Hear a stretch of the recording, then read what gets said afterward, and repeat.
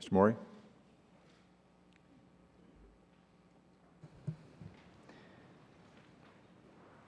Good morning, Chairman Miller and members of the Education and Labor Committee. Thank you for the opportunity to participate in this important discussion addressing the health risks of concussion in youth and high school athletics.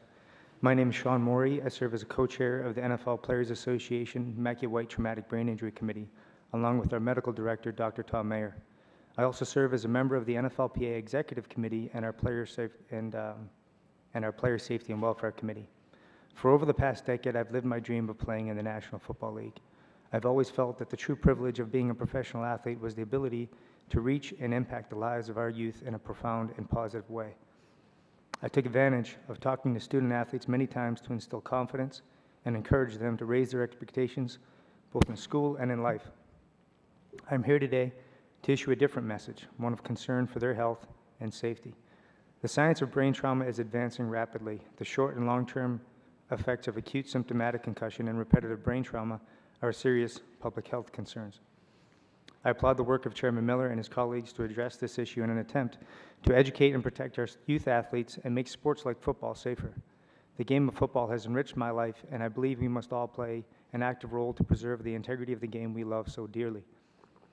In response to the growing concern of brain trauma in our game, the NFL Players Association formed the Mackey White TBI Committee last season to commission leading neurological and medical experts to interpret the science, support independent research, educate players, and make progressive changes in our game to advocate for the health, safety, and welfare of active and former NFL players. I'd like to recognize and thank the members of our Mackey White Committee and the NFL Head, Neck, and Spine Committee for working together to educate and protect NFL players. We realize our efforts to manage concussions properly in our game can help protect many other athletes. Football is a profession I've chosen. I chose to risk my health financially to financially provide for my family, not unlike policemen, firefighters, or members of the military. However, our children's developing brain is far more sensitive to chemical and metabolic changes of concussion. In addition, we must realize that kids don't have a team of medical professionals on the sideline every day like I did, which is why we must support a bill like Protecting Student Athletes from Concussion Act to educate coaches, parents, and student athletes on how to identify concussions and get our kids proper care so they don't suffer additional and completely unnecessary secondary injury. Our brain is the most vital organ in our body. The NFLPA, NFL, and Centers for the Disease Control have worked together recently to provide information that reflects scientific consensus about the short and long-term risks of concussion. These risks can include problems with memory and communication, personality changes, as well as depression and the early onset of dementia. When a player sustains a concussion, there's a period of vulnerability where another impact can kill injured brain cells which could have otherwise recovered. Proper diagnosis and treatment is the key to recovery and safe return to play. As NFL players, you recognize we serve as a model for millions of youth, high school, and collegiate athletes.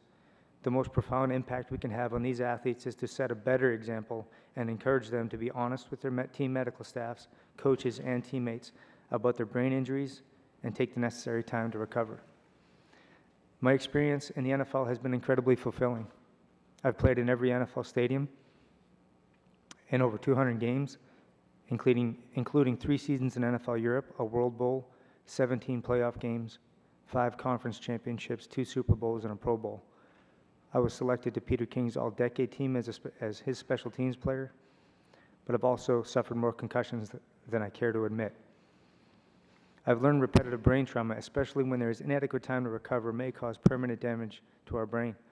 I understand the pressures we put on ourselves to play hurt. We all share a deep loyalty to our team to fight through pain and finish the game.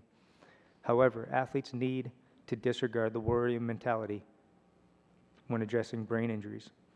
Several independent neurological experts recommended that I retire from professional football due to post-concussion symptoms. On the eve of my 12th NFL training camp, I disclosed what the doctors told me and I had to walk away from the game. I didn't want to have to change the way I played, take a roster spot from somebody else, or become a liability to my team or family.